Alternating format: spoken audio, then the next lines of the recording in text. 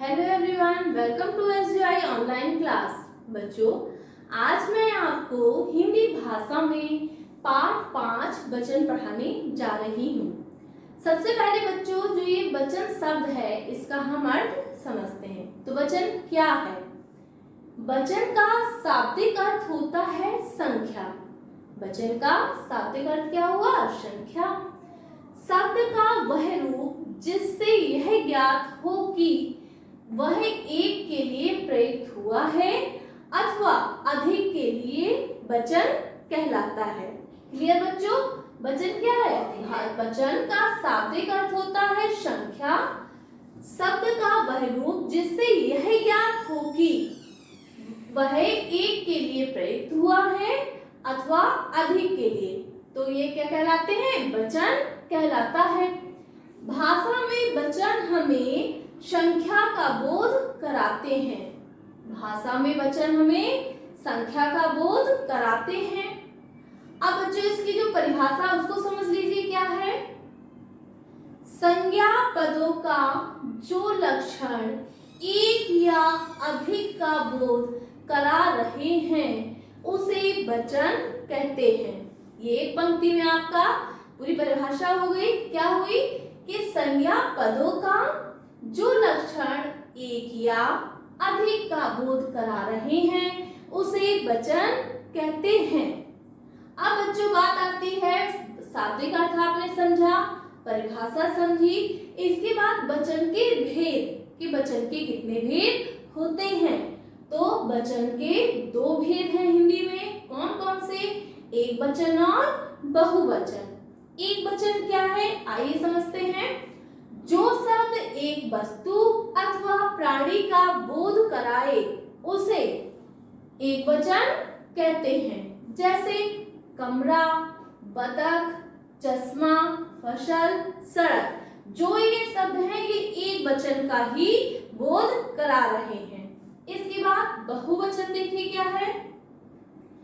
जिस शब्द से एक से अधिक वस्तुओं अथवा प्राणियों का बोध हो उसे बहुवचन कहते हैं। जैसे कमरे, बतखें, चश्मे, फसलें, सड़कें आदि। अब इसको पहले फिर से समझ लीजिए बच्चों, यहाँ से कि वचन से लेकर के बहुवचन तक। ठीक है।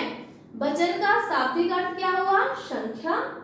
शब्द का वह रूप जिससे यह ज्ञात हो कि वह एक के लिए प्रयुक्त हुआ है अथवा अधिक के लिए वचन कहलाता है। भाषा में वचन हमें संख्या का बोध कराते हैं। इसकी परिभाषा, संज्ञा पदों का जो लक्षण एक या अधिक का बोध करा रहे हैं उसे वचन कहते हैं। वचन के भेद, जैसा कि भी आपने सुना कि वचन के दो भेद हैं, एक वचन और बहुवचन। एक वचन क्या है? जो शब्द एक वस्तु अथवा प्राणी का बोध कराए उसे एक वचन कहते हैं। जैसे कमरा, बतख, चश्मा, फसल, सड़क आदि। बहुवचन, जिस शब्द से एक से अधिक वस्तुओं अथवा प्राणियों का बोध हो उसे बहुवचन कहते हैं। जैसे कमरे, बतखें, चश्मे, फसलें, सड़कें आदि। अब इसके बाद आती है बात वचन परिवर्तन की कि हम वचन को कैसे परिवर्तन करते हैं।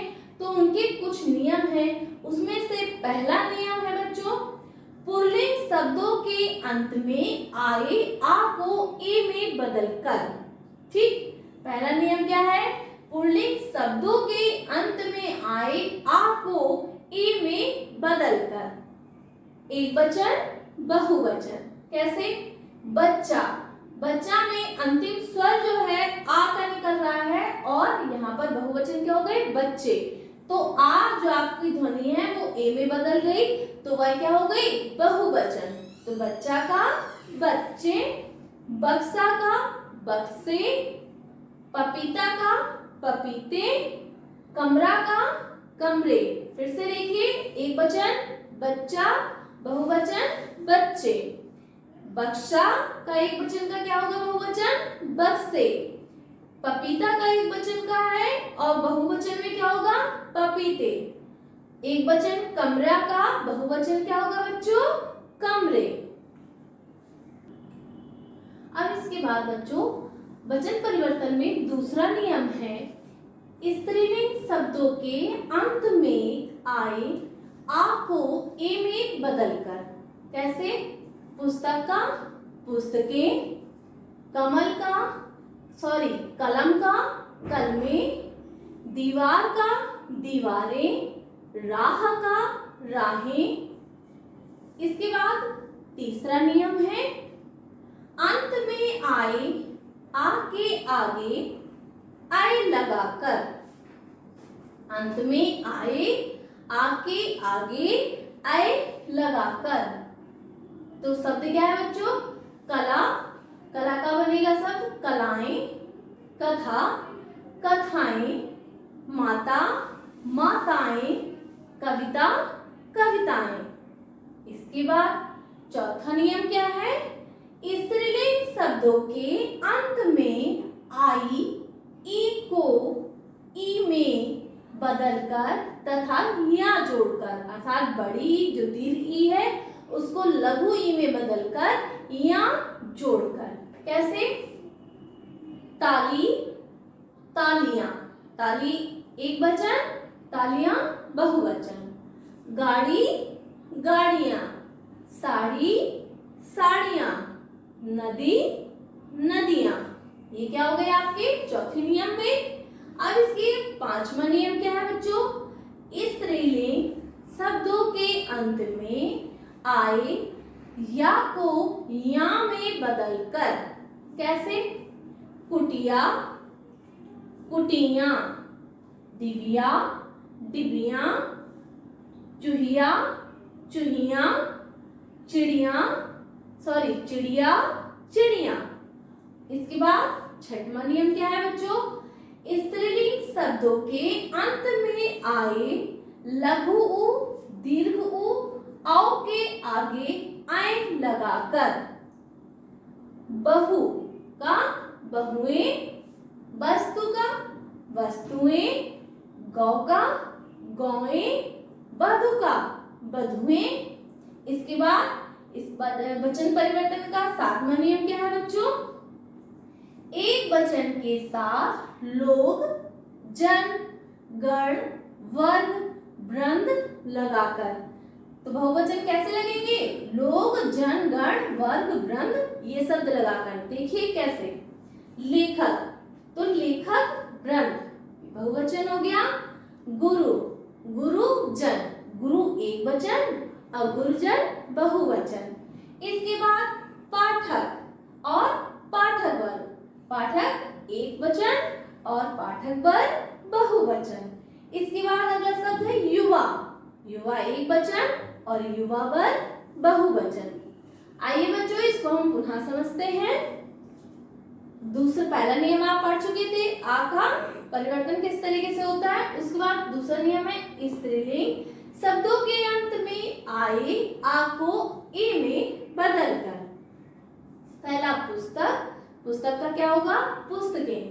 इसके बाद कलम, कलमें, दीवार, दीवारें, राह, राहें। तीसरा नियम बच्चों अंत में आए आ के आगे आए लगाकर। शब्द देखिए कैसे बने हैं? कला का कलाएं, कथा का कथाएं, माता का माताएं, कविता का कविताएं। इसके बाद चौथा नियम देखिए स्त्रीलिंग शब्दों के अंत में आई ई को ई में बदलकर तथा या जोड़कर। शब्द देखिए ताली का तालियां, गाड़ी का गाड़ियां, साड़ी का साड़ियां, नदी का नदियां। इसके बाद पांचवा नियम पुनः समझिए स्त्रीलिंग शब्दों के अंत में आए या को या में बदलकर। कैसे? कुटिया शब्द का बहुवचन कुटिया, दिव्या का दिव्या, चूहिया का चूहिया, चिड़िया का चिड़िया। छठवां नियम स्त्रीलिंग शब्दों के अंत में आए उ या उ ओ के आगे आय लगाकर बहु का बहुएं, वस्तु का वस्तुएं, गौ का गौएं, बधु का बधुएं। इसके बाद 7वां नियम है एक वचन के साथ लोग, जन, गण, वर्ग, वृंद लगाकर लेखक का लेखक वृंद, गुरु का गुरुजन, पाठक का पाठक वर्ग, युवा का युवा वर्ग। तो बच्चों, आज मैंने आपको वचन पाठ 5 पढ़ाया। वचन में मैंने आपके वचन का शाब्दिक अर्थ उसको समझाया, उसके साथ उसकी परिभाषा क्या होती है ये भी आपने पढ़ा और समझा। फिर मैंने आपको वचन के भेद बताए, कौन कौन से? 2 भेद, एक वचन और बहुवचन। इसके बाद वचन परिवर्तन, जैसे एक वचन से बहुवचन कैसे परिवर्तन होते हैं, इनके मैंने आपको कुछ नियम समझाए हैं। इनको आप पढ़ करके भली भांति समझेंगे। आज के लिए इतना ही। Thank you students.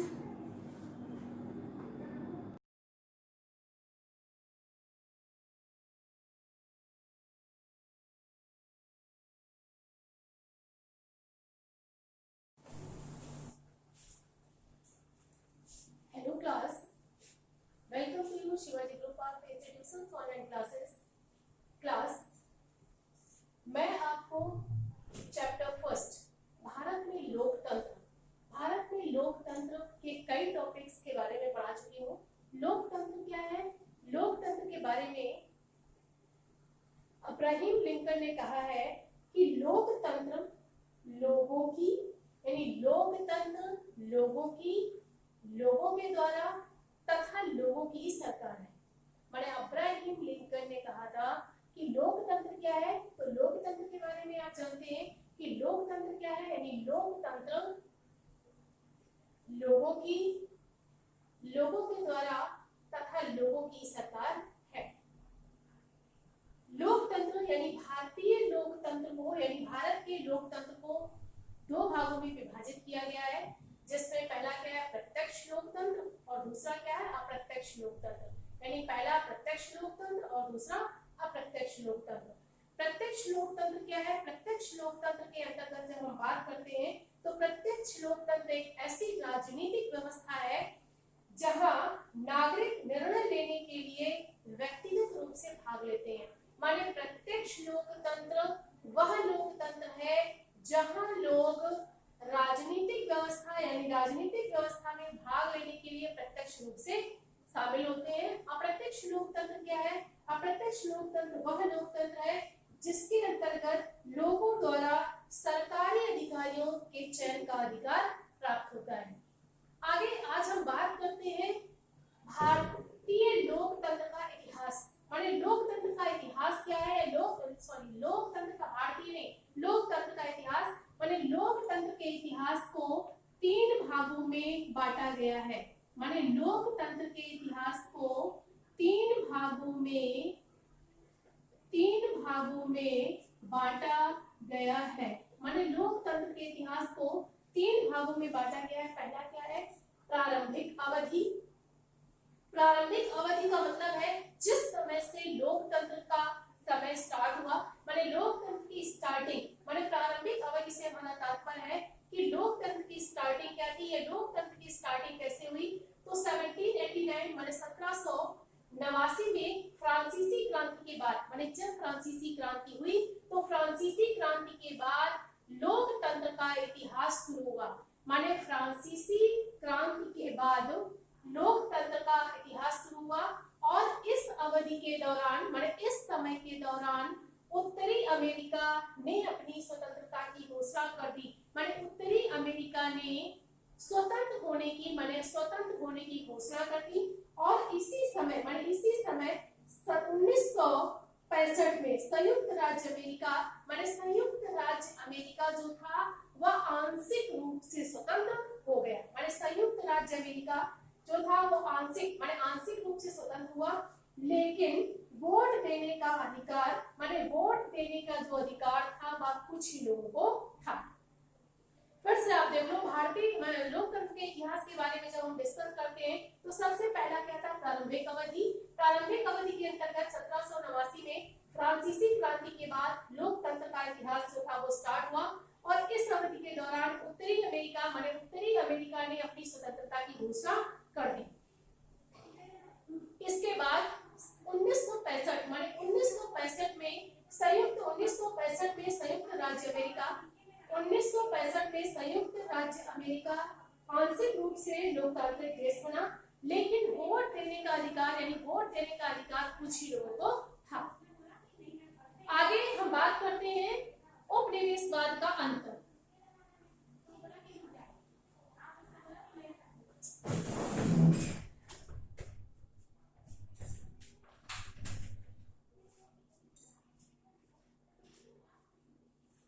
पहला पॉइंट क्या है, प्रारंभिक अवधि।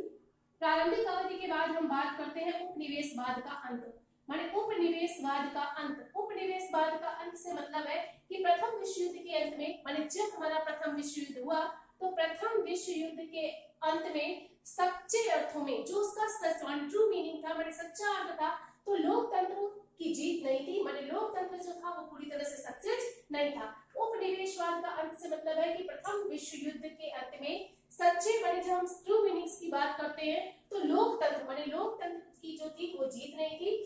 कई देश 1945 में दूसरे विश्व युद्ध के बाद स्वतंत्र हुए।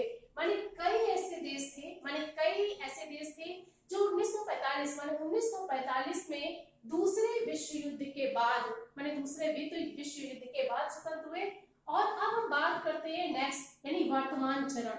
माने वर्तमान चरण तो लोकतंत्र का जो हमारा वर्तमान टाइम जो चल रहा है उसके बारे में हम जब बात करते हैं तो 1970 और 1980 में, माने 1970 और 1980 में यूरोपीय देश उदार हो गए थे। माने जो भी हमारे यूरोपीय देश थे वो क्या थे, उदार हो गए थे तब तक। और सोवियत संघ में साम्यवादी देशों को लोकतांत्रिक व्यवस्था अपनाने के लिए रास्ता दिखाया जा चुका था। इस प्रकार हम बात करते हैं कि जो हमारा टाइम पीरियड 1970 और 80 में था तो जो भी हमारे यूरोपीय देश थे वह पूरी तरह से उदार हो गए थे। सोवियत संघ और साम्यवादी, माने जो भी सोवियत संघ और साम्यवादी देशों में लोकतांत्रिक, माने जो भी हमारी लोकतांत्रिक व्यवस्था थी उसे अपनाने के लिए रास्ता दिखाया गया था।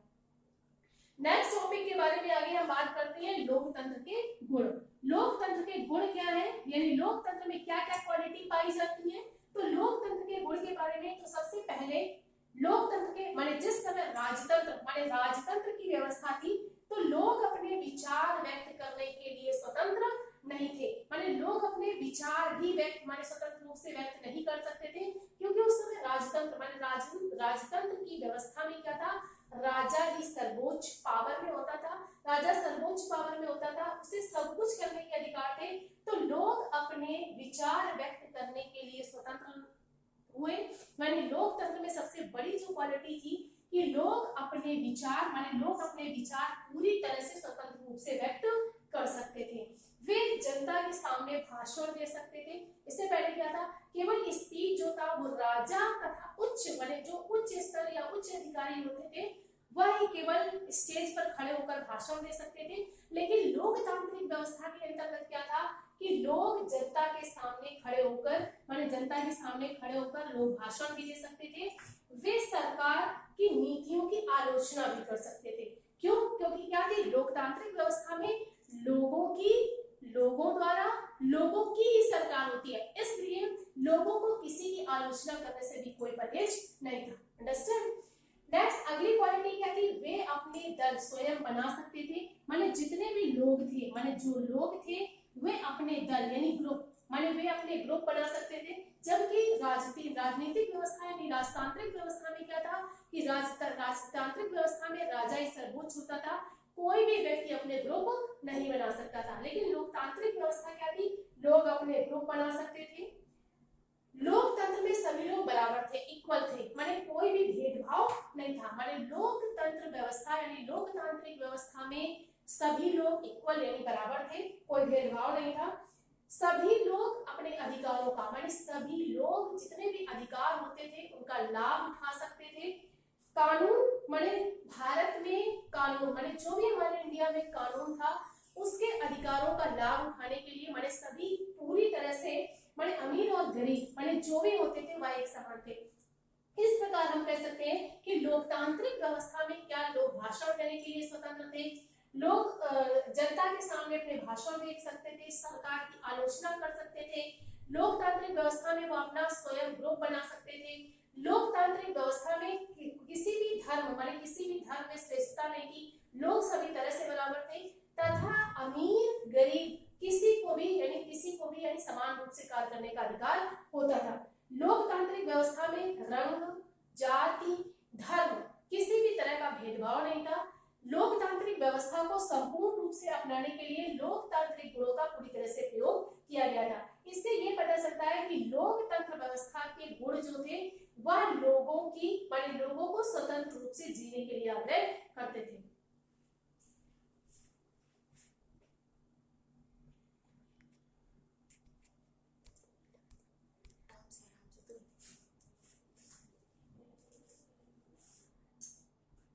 हेलो क्लास, मैं आपसे लोकतंत्र के बारे में डिस्कस कर रही थी। तो लोकतंत्र के गुण क्या है? लोकतंत्र में लोग अपने विचारों को व्यक्त करने में स्वतंत्र होते हैं। लोकतांत्रिक व्यवस्था में लोग अपना दल स्वयं बना सकते हैं। लोकतांत्रिक व्यवस्था में रंग, जाति, भेदभाव किसी तरह का रंग, जाति, वर्ण किसी भी तरह का कोई भेदभाव नहीं होता है। जबकि राजतांत्रिक व्यवस्था में सारे भेदभाव पाए जाते थे। लोकतंत्र के बारे में जब हम बात करते हैं तो भारत का लोकतंत्र भारत का जो लोकतंत्र है वो सबसे विशाल है। भारत का लोकतंत्र दुनिया का सबसे विशाल लोकतंत्र है। ये लोकतंत्र शायद साहसिक बोली से सच्चा लोकतंत्र बनाने के लिए लोकतंत्र व्यवस्था लोकतांत्रिक व्यवस्था जो है वो सच्चा लोकतंत्र के रूप में जाना जाता है। लोकतांत्रिक प्रणाली की जड़ें कहा जाता है कि भारतीय मिट्टी में समाई हुई है। ऐसा माना जाता है कि लोकतांत्रिक व्यवस्था लोकतांत्रिक प्रणाली की जो जड़ें हैं या लोकतांत्रिक व्यवस्था की जो जड़ें हैं वो भारतीय मिट्टी में समाई हुई है। लोकतांत्रिक व्यवस्था के अंतर्गत मताधिकार सभी वयस्क व्यक्ति अपना मताधिकार के आधार पर मताधिकार दे सकते हैं या मताधिकार के अनुसार अपनी सरकार बना सकते हैं और हर संभव प्रयास सुनिश्चित कर सकते हैं तथा लोग अपनी इच्छा के अनुसार स्वतंत्र रूप से किसी भी सरकार को चुन सकते हैं। लोकतांत्रिक व्यवस्था के अंतर्गत लोग अपने मतों को स्वतंत्र रूप से व्यक्त कर सकते हैं, लोग अपना ग्रुप बना सकते हैं, लोगों में एकता हर समान अधिकार लोगों को समान अधिकार प्राप्त होते हैं। लोकतांत्रिक व्यवस्था के अंतर्गत भारत में कानून बनाया गया है कि यहाँ अमीर और गरीब सभी व्यक्ति समान है, सभी को समान अधिकार प्राप्त है। परंतु सबसे बड़ी जो आलोचना है या सबसे लोकतांत्रिक व्यवस्था में जो सबसे बड़ा खतरा है वो लोगों जनता की अज्ञानता है।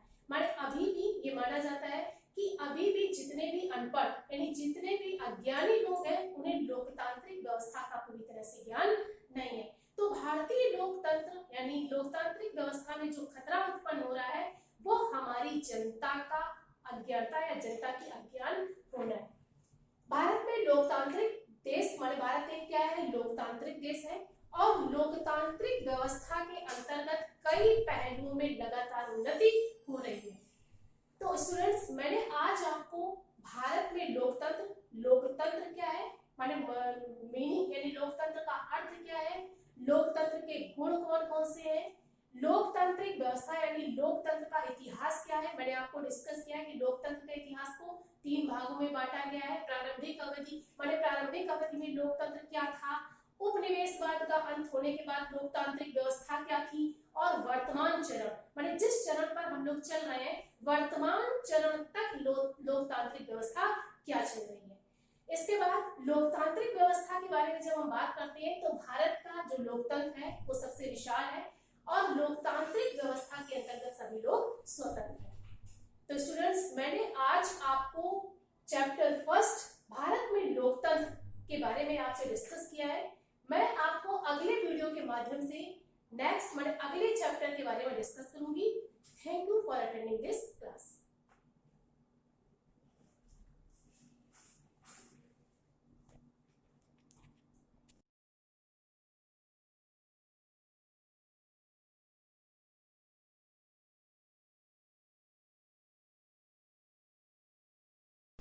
Myself Rakesh Kumar, maths teacher of Shivaji group of institution. Math class में 7th क्लास हिंदी मीडियम के बच्चों का स्वागत है। तो बच्चों, आपने पिछली क्लास में चैप्टर 3 कंप्लीट कर लिया था। इस क्लास में चैप्टर 4 अनुपात एवं समानुपात पढ़ेंगे। तो सबसे पहले अनुपात किसे कहते हैं ये जान लेना चाहिए। तो अनुपात समान जाति की दो राशियों के बीच परस्पर संबंध को अनुपात कहते हैं। समान जाति की दो राशियों के बीच परस्पर संबंध को अनुपात कहते हैं।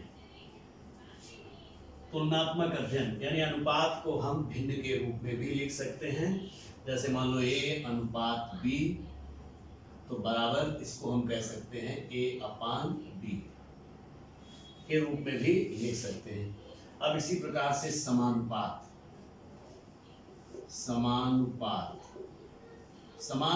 में 4 पद होते हैं। 2 जैसे कहते हैं हम A/B समानुपात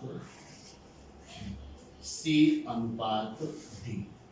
अगर इसको ऐसे कह दें तो समानुपात से मान निकालने के लिए बाहरी पदों का गुणनफल बराबर मध्य पद का गुणनफल, यानी मध्य पदों का गुणनफल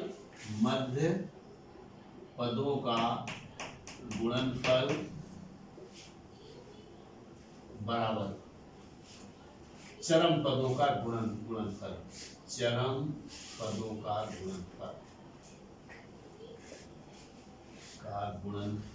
बाहरी पदों को चरम पद भी कहते हैं, यानी A और D चरम पद हैं और B और C मध्य पद हैं। तो इस प्रकार से हम एक्सरसाइज स्टार्ट करते हैं। एक्सरसाइज में क्वेश्चन नंबर 1। तो अब चलते हैं exercise number 4.1 question number 1। Question number 1 है अनुपात ज्ञात कीजिए।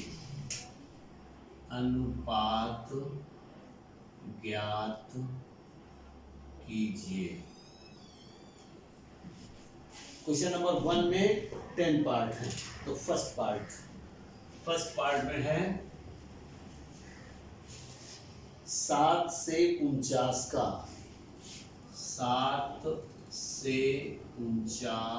का अनुपात ज्ञात करना है। तो हमको लिखना है 7/49। हमने कहा था इसको आप फ्रैक्शन में भी लिख सकते हैं या भिन्न के रूप में भी लिख सकते हैं। तो बराबर इसको हम कह सकते हैं 7/49। अब ये अंश हो गया और ये हर हो गया, इसको रिड्यूस करना है। तो 7 और 49 का HCF फाइंड करेंगे, यानी 7 से दोनों संख्याएं विभाजित हो जाती हैं।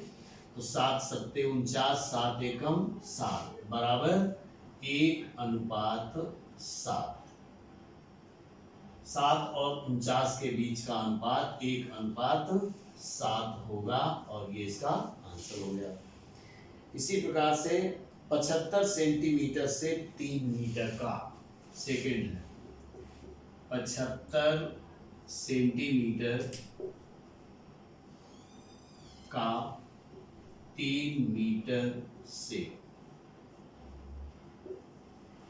तो आप देखिए, इसमें ध्यान देने की जरूरत है, इसमें दोनों की इकाइयां समान नहीं हैं। तो पहले तो हम परिभाषा के अनुसार इनकी इकाइयों को समान करेंगे। तो 1 मीटर बराबर 100 सेंटीमीटर। तो मीटर को सेंटीमीटर में बदल दें तो 3 मीटर बराबर 100 गुणा 3 बराबर 300 सेंटीमीटर। हमने मीटर को सेंटीमीटर बदल लिया, दोनों की इकाइयां सेम हो गई, तो अब हम लिख सकते हैं 75 सेंटीमीटर का 300 सेंटीमीटर से 300 सेंटीमीटर से। अब 75 सेंटीमीटर तो 75, अब लिख सकते हैं 75/300। इसको फ्रैक्शन में चेंज कर सकते हैं, भिन्न में चेंज कर सकते हैं, तो 75/300। अब हमको देखना है कि 75 अंश में है और 300 हर में है। कौन सी संख्या है जो इन दोनों संख्याओं को डिवाइड कर रही है, जिनमें दोनों संख्याओं में भाग चला जाए। तो 75 से ही भाग चला जा रहा है, 75 एकम 75 और 75 चौको 300, तो बराबर 1/4, और ये इसका आंसर हो गया। आप चाहते तो 5 से इनको पहले कैंसिल करते, फिर 5 से कैंसिल करते और फिर 3 से कैंसिल कर देते, तो आपको 1:4 मिल जाएगा। तो इस प्रकार से आपका सेकेंड पार्ट भी हो गया। अब थर्ड पार्ट है 3 मिनट से 80 सेकेंड का। 3 मिनट से 80 सेकेंड का थर्ड पार्ट। 3 इसका थर्ड पार्ट है 3 मिनट का 80 सेकेंड से। 3 मिनट से 80 सेकेंड का 80 सेकेंड का तो अब हमको ध्यान देना है 3 मिनट से 80 सेकेंड का अनुपात फाइंड करना है। तो 3 मिनट और सेकेंड दोनों की इकाइयां सेम नहीं है, तो पहले हमको इनको किसमें समान यूनिट में चेंज करना है। तो 1 मिनट बराबर 60 सेकेंड, 1 मिनट बराबर 60 सेकेंड। तो 3 मिनट बराबर 60 गुणा 3 बराबर 60, 180 सेकेंड। तो अब हम कह सकते हैं 180 सेकेंड। 3 मिनट की जगह हम लिख सकते हैं सेकेंड से 80 सेकेंड का 80 सेकेंड का। तो आप लिखेंगे 180/80।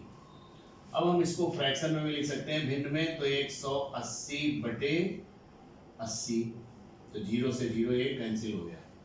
अब ये 2 से अभी और कट जाएंगे, 2 चौको 8 और 2 नवा 18 बराबर 9/4 या 9/4। ये इसका आंसर हो गया। तो इसका फिफ्थ पार्ट है 6 माह से 1/3 वर्ष का। चौथा पार्ट है, अब वर्ष और माह में रिलेशन है, तो इसका फोर्थ पार्ट है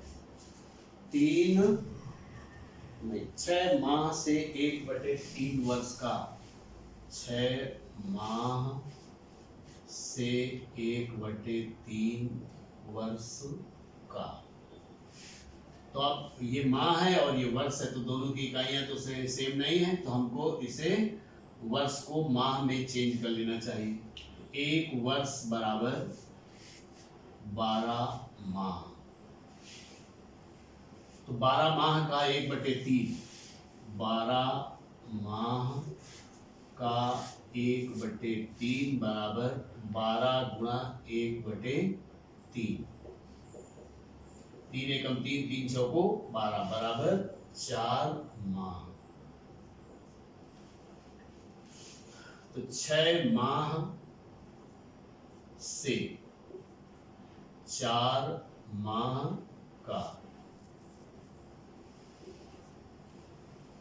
तो 6/4, या 6/4, अभी 2 से विभाजित हो जाएंगे तो बराबर 3/2 या 3:2, ये इसका आंसर हो गया। फिर है 5th पार्ट है पैसे और रुपए में आ रहा है रिलेशन। तो 120 पैसे से 4 रुपए का, इसका 5th पार्ट है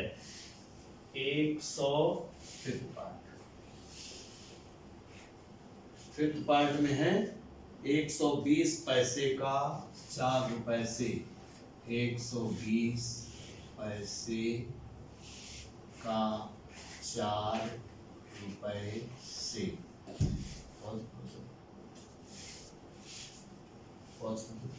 120 पैसे का 4, तो 120 पैसे का 4 रुपए से, दोनों में यूनिट आप ध्यान दें, इसमें पैसे है और इसमें रुपए है। तो हम रुपए को पहले पैसे में चेंज कर लें। तो 1 रुपए बराबर 100 पैसे। तो 4 रुपए बराबर 100 गुणा 4 पैसे होगा, बराबर 400 पैसे। 400 पैसे। अब दोनों का कंपैरिजन करेंगे, मिल गया 120 पैसे का 4 रुपए से। अब 400 पैसे यहां पे देना चाहिए था, 400 पैसे, 400 पैसे से। तो 120 अनुपाते 400, इसको हम भिन्न में लिखें तो 120/400 बराबर 0 से 0 कट गया और कितना बच गया 12/40। अभी भी 4 से भाग दोनों में चला जाता है, तो यहाँ तो 4 से भाग देंगे तो 10 हो जाएगा और यहाँ 3 हो जाएगा, बराबर 3/10। या अब इसको हमको अनुपात में लिखना है तो 3:10 और ये इसका आंसर हो गया। इसका 6th पार्ट है 10 लीटर से 360 मिलीलीटर का। अगला पार्ट है इसका 6वां पार्ट है। 6वां पार्ट 10 लीटर से 360 मिलीलीटर का, 10 लीटर का से 360 मिलीलीटर का, 10 लीटर से 360 मिलीलीटर का। तो हमको सबसे पहले इनकी इकाइयों को सेम करना रहता है। जब इकाइयों को सेम करेंगे तो इकाइयों को सेम करने के लिए लीटर और मिलीलीटर है, तो लीटर और मिलीलीटर में या तो लीटर को मिलीलीटर में चेंज कर दें या मिलीलीटर को लीटर में चेंज कर दें। ठीक, तो लीटर को मिलीलीटर में चेंज किया जाए, नहीं तो दशमलव में आ जाएगा। तो 10 लीटर, 1 लीटर बराबर 1 लीटर बराबर 1000 मिलीलीटर, 1000 मिलीलीटर। तो 10 लीटर बराबर, तो 10 लीटर बराबर 1000 गुणा 10 बराबर 10,000 मिलीलीटर। अब दोनों मिलीलीटर में चेंज हो गए, तो कह सकते हैं हम 10,000 मिलीलीटर से 360 मिलीलीटर का, मिलीलीटर का, तो हो गया 10,000 अनुपाते 360। अब इसको नीचे ले आए, यानी भिन्न में चेंज कर लें तो 10,000/360 तो 1 0 से तो ये 0 कैंसिल हो गया। अब 4 से भाग दोनों में जा सकता है, तो 4 9 36, 4 दूनी 8 और 2 बचा, 4 पंचे 20 0, इस तरीके से। तो ये हो गया 250/9, या अब चूंकि अनुपात में लिखना था तो 250/9, ये इसका आंसर हो गया। तो आपने क्वेश्चन नंबर 1 के 6 पार्ट तक कर लिए हैं। अब 4 पार्ट जो बचे हैं ये आप स्वयं करेंगे। अब क्वेश्चन नंबर 2 है इसी तरीके से। क्वेश्चन नंबर 2, अब चूंकि लिखित वाले आ गए, एक कस्बे की 50,000 आबादी में, एक कस्बे की 50,000 आबादी में से 30,000 पुरुष हैं। पुरुषों व महिलाओं का अनुपात ज्ञात कीजिए।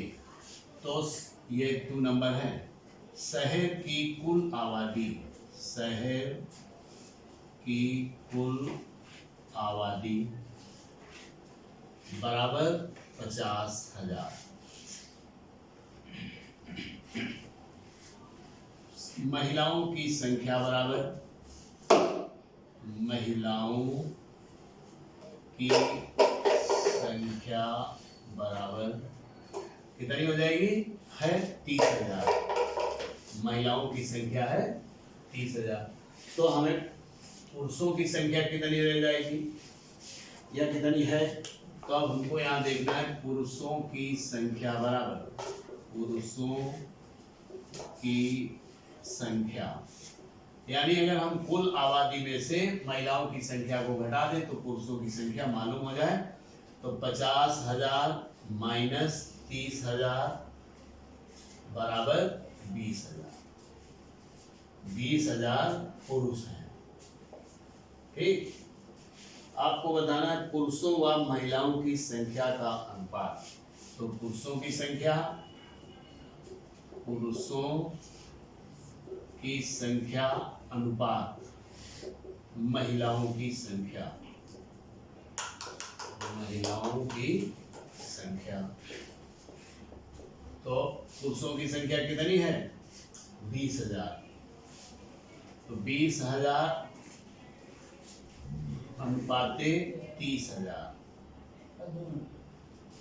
30,000। अब इनका केवल अनुपात बताना है। ओह, ये महिलाओं की संख्या नहीं थी, ये पुरुषों की संख्या थी। पुरुषों की संख्या तो ये हो जाएगी महिलाओं की संख्या, महिलाओं की संख्या। गलती से ये महिलाओं के लिए क्या था, अब ये पुरुषों की संख्या थी, महिलाओं की संख्या हो गई। तो महिलाओं की संख्या 20,000 होगी। 20,000 महिलाएं। पुरुषों की संख्या का अनुपात, तो पुरुष है 30,000 और महिलाएं हैं 20,000। तो अब इनको हम भिन्न में लिखेंगे तो 30,000/20,000। 4 जीरो ऊपर है, 4 जीरो नीचे हैं, तो 4 जीरो काट दिए तो कितना बच गया? 3/2। या अनुपात में लिखना है तो 3:2 और ये इसका आंसर हो गया। तो एक्सरसाइज नंबर 4.1 के क्वेश्चन नंबर 2 तक आपने अध्ययन कर लिया। तो इसकी प्रैक्टिस भी करेंगे। तो बच्चों इस क्लास में इतना ही, आगे नेक्स्ट क्लास में। Thank you.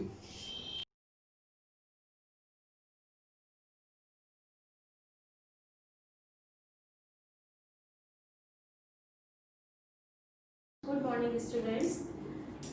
बच्चों क्लास 7H में आप सबका स्वागत है। आज आपकी कंप्यूटर क्लास है और चैप्टर नंबर 3, आज हम लोग chapter number 3 classification of computer यानी कि कंप्यूटर का वर्गीकरण में हम लोगों ने पिछली जो आपकी क्लास थी उसमें हम लोगों ने डिस्कस किया था कि किस तरह से हम लोग क्लासिफिकेशन कंप्यूटर का कर सकते हैं।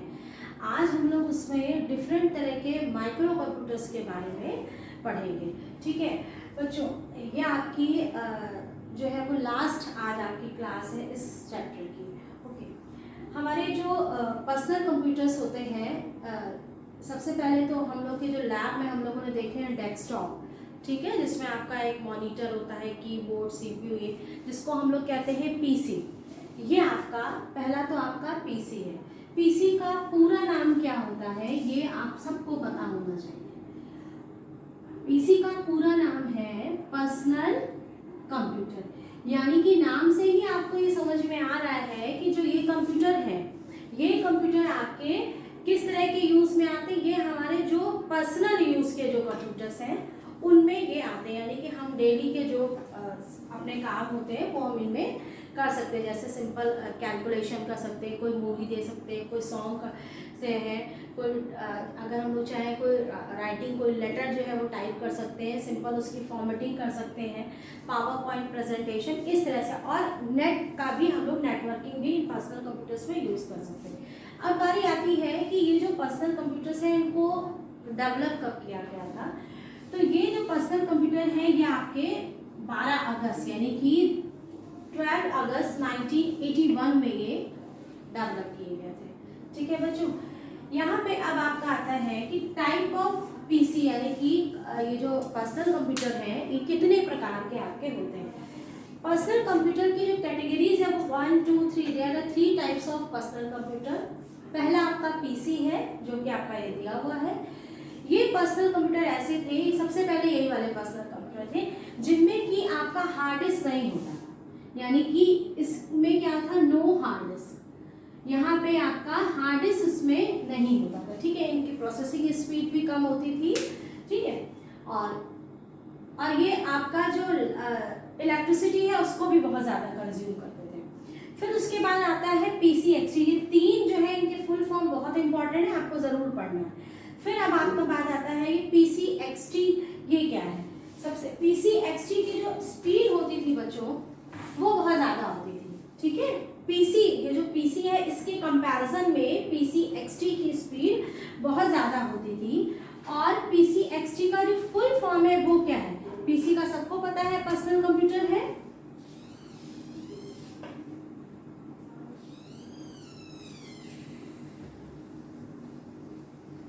Personal computer extended technology.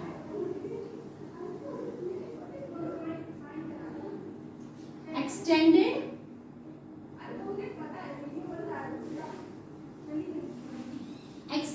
Technology, ये ध्यान रखिएगा, एक्सटेंडेड टेक्नोलॉजी है, ठीक है। इसमें जो प्रोसेसर होता था उसकी, इसमें सीपीयू में प्रोसेसर या इसमें हार्ड डिस्क होती थी, और जो सीपीयू का जो प्रोसेसर होता था वो आपका है 8088, ठीक है। ये इसमें प्रोसेसर लगा होता था, ये आप सबको पता होना चाहिए। और इसकी स्पीड, ये जो है ये जो पीसी था इन्हीं का ही एडवांस फॉर्म था। इसमें हार्ड डिस्क लगी होती थी, जो प्रोसेसर है वो 8088 था, और उसकी स्पीड जो है वो पीसी की कंपैरिजन में ज़्यादा होती थी। अब उसके बाद अब आपका आता है पीसी 80।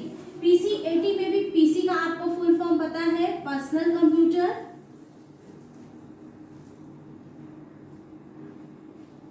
और 80 मीन्स हुआ एडवांस्ड।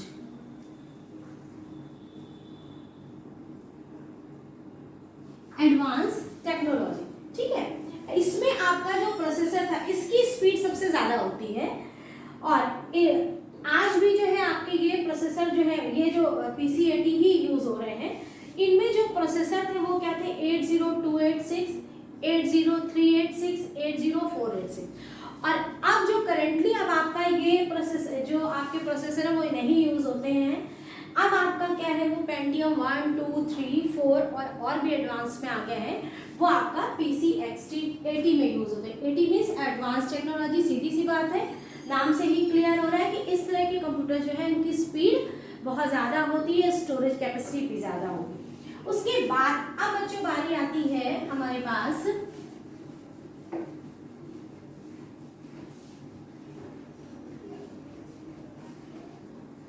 इसके अलावा भी और भी माइक्रो कंप्यूटर्स हैं आपके, जिनमें कि आपका आता है लैपटॉप, ठीक है, और एक आपका आता है कॉम्पटॉप। ये दो आपके होते हैं, लैपटॉप और कॉम्पटॉप। लैपटॉप तो हम लोग ने देखा है ब्रीफकेस की तरह होता है, बहुत ज़्यादा इसकी 2 किलो इसका वेट होता होगा। इसको आराम से ब्रीफकेस की तरह ही होता है, इसको लेके हम लोग कहीं पर भी जा सकते हैं। इसमें कीबोर्ड नहीं होता है, इसमें कीबोर्ड जो होता है वो आपका जो मॉनिटर और कीबोर्ड एक जस्ट लाइक ब्रीफकेस की तरह और उसी में ही इनबिल्ट होता है आपका सारी चीज़ें, ठीक है। तो इसकी स्पीड भी बहुत अच्छी होती है और ये हम लोग आराम से कन्वीनियंट होता है, इसको कहीं पर भी ले जाके कहीं रास्ते में आराम से हम लोग काम कर सकते हैं, ठीक है। उसके अलावा कॉन्काव क्या होता है? कॉन्काव जो है वो आपका जस्ट लाइक एक बिल्कुल कैलकुलेटर की तरह ही होता है। ये आपका कैसा होता है? बिल्कुल एक कैलकुलेटर की तरह, एक छोटा सा आपके हथेली में आ जाए, पर इसकी भी वर्किंग कैपेसिटी बहुत ज़्यादा होती है, लेकिन इसकी स्टोरेज इतनी ज़्यादा नहीं होती है, ठीक है बच्चों।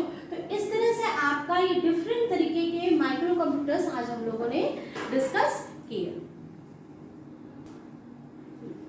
ऐसे ही बच्चों आपके जो पिछले लास्ट क्लास में हम लोगों ने डिस्कस किया था कि डिफरेंट तरीके के आपके जो कंप्यूटर्स हैं उनमें हम लोगों ने सुपर कंप्यूटर के बारे में जो है, सुपर कंप्यूटर सबसे पहला जो इंडिया ने जो सुपर कंप्यूटर बनाया था वो परम था, उसका नाम था परम कंप्यूटर। फिर उसके बाद जब उसमें और मतलब उसकी जो टेक्नोलॉजी में और इम्प्रूवमेंट किए गए तो आपका जो बना वो आया परम 1000।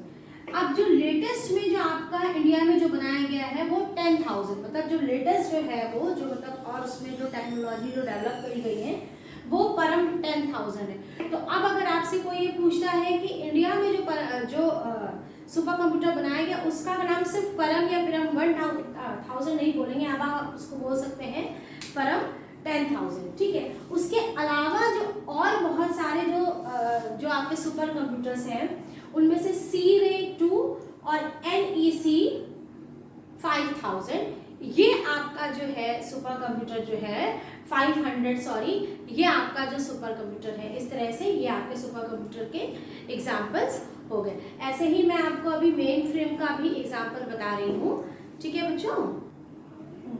अब उसके बाद बारी आती है मेन फ्रेम कंप्यूटर के एग्जाम्पल की।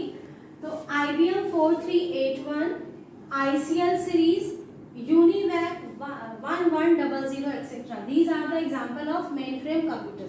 ये सारे के सारे आपके मेन फ्रेम के एग्जाम्पल्स हैं। उसके अलावा फिर अब आपका आता है mini computer, PDP second, VAX 8300 etcetera. तो ये अब आपके आते हैं मिनी कंप्यूटर। तो इस तरह से बच्चों आज आप लोगों ने main frame, mini, micro, mini, main frame and super computer के एग्जाम्पल्स को भी डिस्कस कर लिया।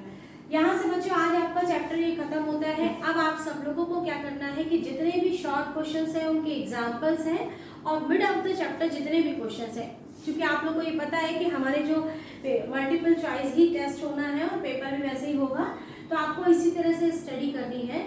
Thank you, have a nice day.